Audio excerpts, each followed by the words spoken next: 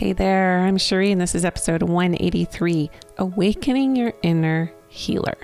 We all have this inner sanctum, this inner reservoir, if you will, and I hate to use the word tools, but because it seems so heavy and masculine and overused, but we have the ability to activate dormant pieces and places in ourselves that allow us to employ intuitive methods, I guess you could say, that can alter the course of our healing journey. And this could look like also inner clarity or just coming to a place of stillness and calming so that we can receive happiness, joy, feel alive. You can't access the power of your soul without engaging with your body, and you cannot access the power of your body without engaging with your soul. So today we've got an expert. Her name is Mary Welp, and she has had 20 years of private practice as a craniosacral therapist, 14 years as a certified hypnotherapist. What she does now is she assists people in engaging in self-healing therapy. Actually co-authored a wildly best-selling book, The Ultimate Guide to Self-Healing, Volume 5. And I'm looking also at her book here on my desk, Rise Hypnotic Meditation. That's kind of her own acronym, Rise. And we're going to talk about it as the 4 steps of self-hypnotic meditation. It's just about getting your body into a certain state so you can activate intelligent self-healing mechanisms and a healing response rather than just a stress response. So I hope you enjoy this episode. I hope that you leave a positive review on iTunes for our Women Seeking Wholeness podcast. We are going to be going through a rebrand and a new name. So more to follow on that in the coming weeks. I'm waiting for the perfect time so I can unveil this new look and feel. If you listened to my solo episode last week, I talked about why I'm changing the name, because we're no longer seeking wholeness. We are it. We are the wholeness, and we need to embrace that. So this is the perfect episode to kind of lead us into a different vibe of having everything that you are seeking already within you. Mary, I'm so grateful to have you joining today and excited about what we're going to chat about. Thank you, Sherry. I am very excited to be here. I'm very passionate about my new project, so I always very excited to talk. Yeah, and I love your Kentucky accent. Yeah, we're all still recovering from the Derby here. Oh, yeah. Okay, well, this is actually airing in August, but I know that, you've just, there's so much that we could explore with this topic of self-healing. I kind of have this theory, and I don't know if you're aligned with me on this, that almost all healing is self-healing. It's like another person cannot I'm not saying there can't be a transference or, a practitioner sort of influence or whatever, but ultimately, don't you feel like everything is self-healing? Like we have transformation. Absolutely. You are so funny you're so funny because that's when I teach the workshop, that's the first thing I write on the board is all hypnosis is self-hypnosis. And it's along that same line of you have to be willing. You have to be wanting. You have to be present and ready. What I don't think you have to have, though, is faith necessarily in it. I think someone who's never heard the word Reiki or craniosacral could get on the table knowing nothing and maybe even judging it and still get positive results from it. Sure. Yeah. Yeah. And still, even the person who might be bumbling, right? The practitioner who may not be completely, in their flow, they can still have a marginal effect on that person according to that person's, you could say, faith, trust, openness. Yes. There's many. And there's also a physical component, from when I've done when I do craniosacral is their body, whoever I'm working with, their client is pulling the energy through me. It's a magnetic thing. It's the positive and the negative that kind of collides. And my hands are drawn to those parts of the body that need that vibration that I carry, or that I'm carrying that day, or that I'm carrying in that part of their body. So it feels to me very magnetic. Like, even if their mind is not wanting and willing and open, their body craves that balance. That is what I think energetic work is offering is a balance of body, mind, and spirit. Mm. Yes. And I'm also mindful too, because my background is in psychology. And so talk therapy is also the same way, just the vibrational carriage of words and the transfer. And sometimes unknowingly, and I want to talk about this next, a therapist can have like leading questions, or it's, projecting their own stuff, or they call it transference in the field of psychology. And I know that happens in practitioner client situations. So how do you circumvent that? What are ways that you protect yourself? Because I know a lot of healers and light workers and people who are just working with quantum energy and kind of moving that around for people, they'll either like put on weight. You don't look like you have a weight problem. Just say like, they'll protect themselves in different ways because they're actually absorbing the person's stuff, if you will. Well, the goal is that it doesn't go, it goes through you. So I think being very grounded helps. I think also doing your own therapy, knowing who you are, so that you know when you are mirroring or projecting. And just being very honest in that way. And for me, I also needed a balance in my work of working really hard one day. I would work with 6 clients an hour each and then take the next day off, and then work and then take the next day off, and then work and take the next day off. And that helped me have balance. And I get my body work done, and I get massage often. And I really look at myself a lot, because I think that's what allows, and me being vulnerable in who I am, and how I feel that day. I think that gives the clients permission to do the same. I'm also thinking too of just being a parent, or in any caregiving situation, or where you have a relationship where you're trying to serve someone. That is the same thing, right? We have to be grounded. We have to own our own stuff. We have to be in mindful states. We have to be aware of our triggers. And, I always say there's nothing harder than parenting, just because you are constantly having to be confronted with your own inner child stuff and things that are triggers and things. So I know that you have this acronym, and I know it's based on your work and your book, RISE. So why don't you kind of take us through your process with that and how that came to be? Because I love it. I think it's a great acronym for what you're doing, what we're talking about. Thank you so much. Yes, I'm really trying to give a self-help tool out into the world. And it's really came from my work, 20 years of doing craniosacral and hypnotherapy with people. And, our clients teach us. So after I would teach a client self-hypnosis, they would go home and work on it for a certain issue, and then come back and say, okay, well, I've gotten what I needed out of this issue. Now I have another one. And they start applying that same process. So it started to grow from there. And then when my office closed with the pandemic, not just because of the pandemic, but the timing was the same, I started to think about how I could get this therapy out into the world, because my clients taught me how versatile it is, how you can use it for so many different things, because that's what they were doing, and get good results. And it's something that people can do on their own. And I think in these times, we can't really always get to our helpers. Even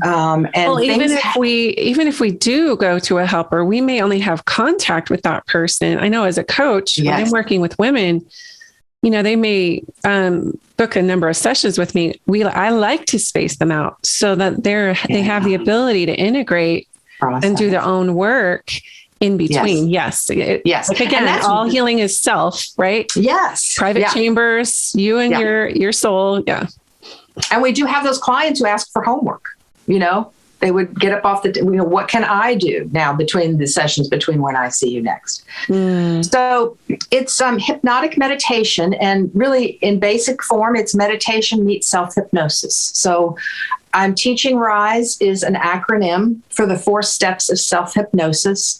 And then I encourage people to do it as a meditation practice in order to integrate the mind and the body and really train that muscle, so that if you are in a traumatic situation, if something does happen in a moment, which it often does, someone says something to us, or we're in an accident, or, the world can be jarring, that we have a tool to really reground ourselves and be present and kind of keep that flight at bay a little bit, so that more of our processing mind can help us through the situation. So as the meditation part of it, it is sitting in the same place for a while in the same way, or laying down. I use it at the end of the day when I go to bed as I put myself to sleep. Also maybe lighting a candle or putting on some familiar music or a scent that you love in your oil diffuser. And again, these are just ways by really integrating our senses that it's going to help integrate this therapy into our mind and our body to where we can get there really quick. So the process is, the self-hypnosis process is the acronym of RISE. So the first letter is R, and that stands for relaxation. And you do a progressive body relaxation and taking deep breaths, especially in areas of the body where you feel tight or where you have issues. If you have issues with your gut, or get a lot of headaches or something, you want to spend a little more time breathing and relaxing those parts of your body.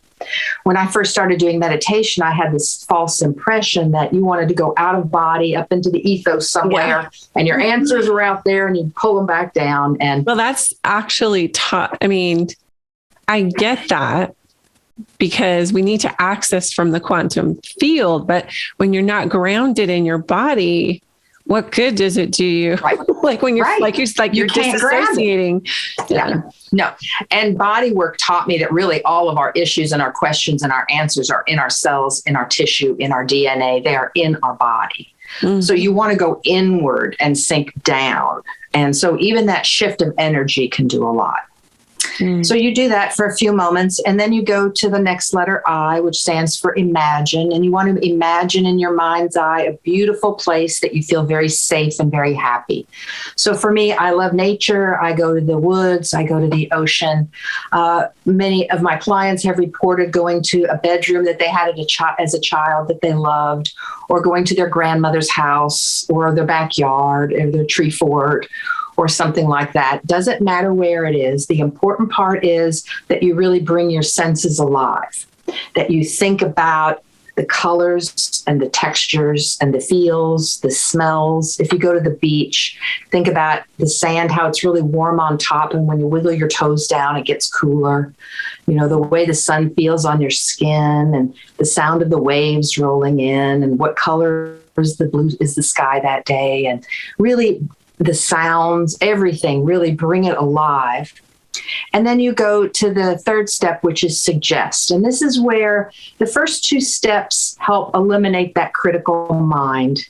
And they help you to get into the subconscious mind, where really the imprint and the habit or the fear or whatever issue you have is living.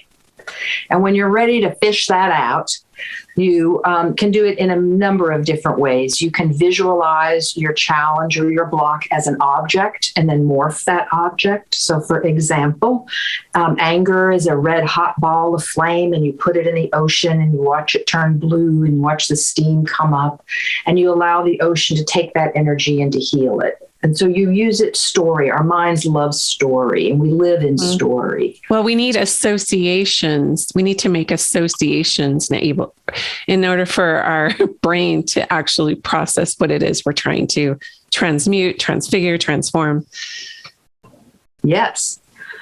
And you can also do it through manifesting. If your challenge was gone, what would your life look like? How would things be different? How would you be different? How would people treat you differently? What would be the world that you would want to create? You could do it that way. You can also do it through affirmation. Sometimes we really need to hear something. We need to we didn't get that compliment we really were expecting. We didn't get that congratulations. Nobody said good job. And sometimes we have to do it to ourselves. Or even if we had a bad day and we acted out or put our foot in our mouths, that we give ourselves some compassion for that and some empathy and say, okay, tomorrow I'm going to do better and let that go. So whatever the issue is, and there's a number of ways of doing it in the workshop and in the book, there's 5 or 6. I won't go into all of them, but there's anchoring. There's also the contingent suggestion. If it used to be this way, now it's going to be that way. And you go into all of the details of what that looks like. I feel like this step is really like overlooked because a lot of people go in, they can drop in. Yeah. Now they have the ability to relax. They're modulating their breath. They're able to do a level of imagining or envisioning, and then it just kind of stops there. Right. So I like this step because you're being very proactive in reprogramming, really, right? Yeah. Well, and thoughts are things. Yeah. They are things. So, make it a thing and change the thing. Mm-hmm. And you have the power to do that. And I do think that there can be a dependence on an outside agent, source, person, thing, whatever, absolutely, to be able to do this for you. But when you're in that deeply relaxed state, what I'm hearing you say is this is prime time to be able to get in and really start to work. And I always say, like, you're the master and commander of your body. Yes. And we tend to be in that victim state where we're depending on another source. And even Jesus said the kingdom of God is within you, right? Yes. It's all here. Like you said, I love that you put it into the space of everything is in your blood cells and tissues. It's physical. It's why we have physical illnesses and depression and things that manifest physiologically, because the energy that's been circulating all this time has created these physical manifestations. And it's mounded up. If we tend to collect our anger and not recognize it, or whatever emotion it is, if we're not recognizing and living in that, it's going to accumulate. Grief is a huge example of that. That's a big one right now for a lot of people. It is. And, we have to live in it. We have to sit in it. We have to, allow ourselves to experience so we can move through it and learn from it. And I think all of these major things that happen in our lives are also here to teach us. So let's say that something's coming up, you're in your relaxed state.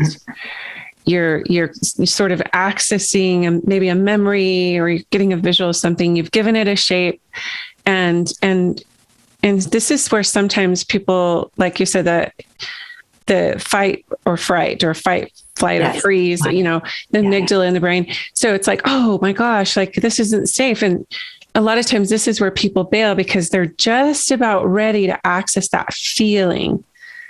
Just about ready to access, and the body's like, nope, like that is not where I want to be right now. No, that's why the safe space is important. That's why the second step, the imagine, is important, because you're already going to be relaxed and feel safe so that you can do this. So it's also, again, what you want. Yeah. So you are addressing what you want, and that in itself, you've already set that intention.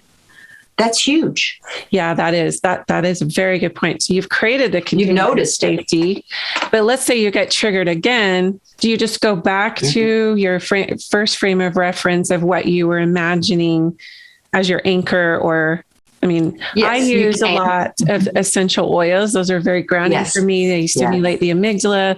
It's the only way to stimulate amygdala is through aroma. So I use a lot of aromatherapeutic techniques to be able to create those sensory anchors. Okay, so keep going. So suggest the stress part is more about actively moving the energy. Okay. That's where I say, this is where you do your work. Okay. And the work is however you see fit to do the work. So I give a lot of suggestions of how to move energy, but whatever rings true to the person that's addressing something, go with it. I only know what I know. Yeah, whatever. There's a works, million right? different ways to do I know this. a lot of people who use music Yes. as a means to, like, they'll find something with binaural beats, or they'll actually find a song that feels like epic to them. Yes. It gives them that courage, or gives them that grounding. Well, that's, excuse me, that takes us to the fourth step, which is empower. Great segue. And empower is where you feel the power of what you've just done. What is your life going to look like? And also, when we shift everything in our environment. Our family shifts, our neighbors shift, the world shifts. It starts with us, and we can only affect change in us. So really sitting in that for a minute, really, I think, helps solidify the change, because you're not leaving a hole of something you gave up.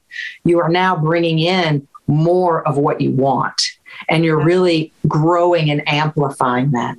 And I also love, in this stage, the superhero pose, which Harvard and Columbia both have done studies that prove that after 2 minutes or 120 seconds of standing in that superhero pose, or any strong pose like mountain, or any of the warrior poses, or any other strong, powerful Wonder Woman, that it changes, it has a biological chemical change in the body. So cortisol is lowered by 25%, and testosterone is increased by 8%. So you are actually bringing power, physical power, to your body, and even imagining yourself in that pose. The other thing I love about the Wonder Woman is she's got those gold bracelets, so next time you get challenged, next time that person says that thing to you that triggers you, that makes you so mad, you have a barrier. You've created a reflection, not going to get to me, not going to get to me. That so really solidifies the work. It's so funny you're bringing this up, because one of the last retreats I did, I do these stand, speak, shine retreats, and I kind of stopped doing them during COVID, coming back to it. But I literally put on the screen a video of Wonder Woman, that scene where she's like walking through the field. When I saw, or whatever, the field of artillery and all this, boom, boom, boom, boom. And when I first saw that in the theater, I lost it. I was like, that's all of us. But I was going through a hard time and I had everybody get up. I put on the epic, soundtrack. Yeah. And we did that thing you're talking about. Like, we literally mimicked it. I think creating those physiological state changes. And I love that you're putting this at the end, because it's like, okay, that's going to like program the brain. Instead of starting with that epic Wonder Woman thing, like you're getting into relaxation, you're doing this inner work, you're doing the visualization, you're putting in the sensory anchors, and now here we go. It grows you. It makes you feel powerful, and how and why. And it's like, I've got this. I can now move. It's not only helping with releasing things in the trauma, but moving forward, it's creating a new state change for you moving forward. I love it. Yeah, I have. And when I teach this in a workshop, it's a 3-hour workshop, and I have people stand up, and we do it for 2 minutes and just let them really feel that shift in the body. Because when you can, it's another example to me of how powerful the body is, and how we should be listening to it more. We put gas in the tank and drive it and think that's good enough, but it's talking to us all the time and trying to guide us and direct us. And I think it's a great example of that. A couple of stories come to mind. One is, when I've had those moments of just pristine stillness, like places I've traveled where I've just sort of cocooned into the land and overseas, and just leaving my comfortable environment and going in and just connecting to these places. I find that my first instinct is not like, okay, so my old programming was, I have to, like you were saying, like kind of how we started this discussion with just like this body, I kind of see it as the enemy a lot. Like, I'm tired, or, like it hurts. It hurts. Yeah. And there's, and when I'm having those moments of stillness, when I'm traveling and I'm integrating to the land and I'm really cocooning, what I feel from my body is, I'm just trying to help you. Like, it's so humbling. And then I'm like apologizing, I'm apologizing to where I'm carrying tension. And it's just, Beautiful. it's almost like a sacred acknowledgement between my soul and my body, like my consciousness and my body, like, hey, we're trying to do the same thing here. Right. Right. And so it's just interesting, that we, kind of started this discussion with how that we have a body. These things are physical. We might be talking about energy. We might be talking about these maybe more ethereal things. However, like, you can't really access your spirit or your higher self or voice without these calming practices, stilling the body, stilling the mind. They go and same in verse, like, you can't really completely access the power of the body unless the soul is engaged. So when you go through these, I love them too. So we've got relax, imagine, suggest, and empower. So how often do you personally do this for yourself? I mean, on a good, like, if you were really in self-care and you're really mindful, and how does that sort of flow? I do it every day. I do it every day at the end of the day. And it's a way for me to kind of clean the hard drive when I congratulate myself for the things that went well and the things that I feel good about and I'm proud of myself for. And when I put my foot in my mouth and when I didn't have a good day or when I acted out, I give myself some compassion and some empathy for that. And then I feel myself empowered for just having taken that time. Yeah. And, this only takes 2 or 3 minutes and then I'm asleep. But I have. So you do it before you go to bed? Before I go to bed. Yeah. As I get in bed, okay. But I don't get into my sleep position. I sleep on my side, either side. So I do it on my back so that I don't fall asleep so I can get to the end of it. But it's a beautiful way to just kind of end the day for me and wrap it up. But I have used it as a first aid in my first aid kit. I was in a restaurant once and got triggered and got very angry and was about ready to blow to the, flip the table. I mean, it was deep wound. Wow. That was pricked. And in a public place on purpose. And so I had a lot going on there. And I thought, well, the restaurant does not need to know, or I don't need to put my energy onto them. And this is really about me. And it's about me being triggered and about me being in control of myself and my emotions and feeling what I need to feel. So I went to the bathroom and did rise in the bathroom, got in a stall and did my rise. And then I could come back to the table and kind of put it aside and deal with it later when I needed to deal with it. But, enjoy the rest of the evening and just kind of, instead of let that flight take over and control my whole night. And it ended up being a much better conversation when I could bring it up later and clear the air. So I felt like I felt proud of myself that night that it was a really healthy way to deal with a very uncomfortable situation. Yeah. So I think it is something when you're triggered to have the wherewithal to do that. It's because I've got rise in my that you want to do it. I've done it so much now. It's such a part of who I am that it's an easy thing for me to go to. And I've had clients say they've gotten into, fender benders and things like that when they're sitting there waiting for the police and their heart's racing. And, it's a very uncomfortable few minutes when you're waiting for the police report to be filled out, and they used it for that and it could calm them down. Because there's really, in many situations, there's nothing we can do in that moment. Right. We just need to calm ourselves and let that flight, take a few minutes to let that pass so we can think clearly, because when we're in that flight mode, we're not thinking clearly. And we're reacting out of subconscious programming. Sure. We are not making good conscious decisions. Yeah, especially if we're trying to have the intended impact on someone else. They're not really, it's like, there's a saying I love about parenting: children are watching the show, not listening to the lecture. Yeah. So here you are, triggered and like saying the stuff, and you're thinking you're getting through or teaching or having this impact. And really they're just picking up on all your energy and protecting themselves when you're triggered from your trigger. Absolutely. Yeah. Well, this is such good stuff. And I know you do a lot with self-hypnosis and craniosacral methods. So first of all, how can people find your book and then find you online?